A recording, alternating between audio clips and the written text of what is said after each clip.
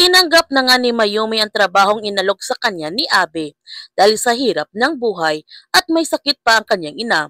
Ngunit hindi niya alam na isang iligal palang trabaho na kanyang papasukin. Muntik nang matamaan ng bola si Chloe. Buti na lamang nasalo ito ni King at dito na nga nagsimula ang pagkakaibigan ng magkapatid.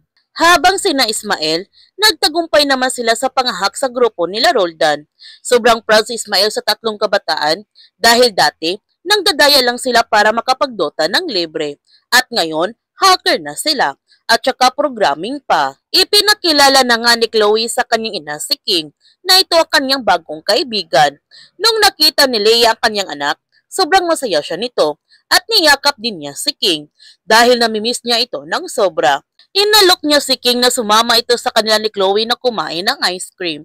Pero hindi pumayag si King dahil dumating na ang kanyang lola. Ipapakilala na sana ni King si Leia sa kanyang lola, ngunit nagmamadaling umalis si Leia dahil hindi pa siya handa na magkaharap muli sila ni Loleta. Samantala, doon naman nagkita muli sina Mayumi at Abby sa coffee shop na pinagtatrabahuan ni Arisa upang personal na sabihin na Mayumi na tinatanggap na niya ang offer nito.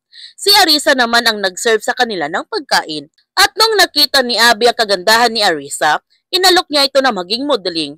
Ngunit hindi interesado si Arisa. Pero ibinigay pa rin ni Abby ang kanyang calling card kay Arisa. At tinanggap naman ito ni Arisa. Masayang ikinuwento ni Arisa kay Enzo nung nakita niya ang mga notes na kanyang ama. Ang akala niya dati na hindi nakakalimot ang sekretarya ng kanyang ama na padalan siya nito ng allowance at gift. Ngunit ang kanyang ama pala ang kusang nagpapadala sa kanya nito. Nagtanong naman si Enzo kay Arisa, sa tingin ba niya kilala ni Mike at ang kanyang ama si Diaz? Dahil sabi sa balita, kinidnap ni Diaz si King. Pati siya inatake. Ganon din si Samuel.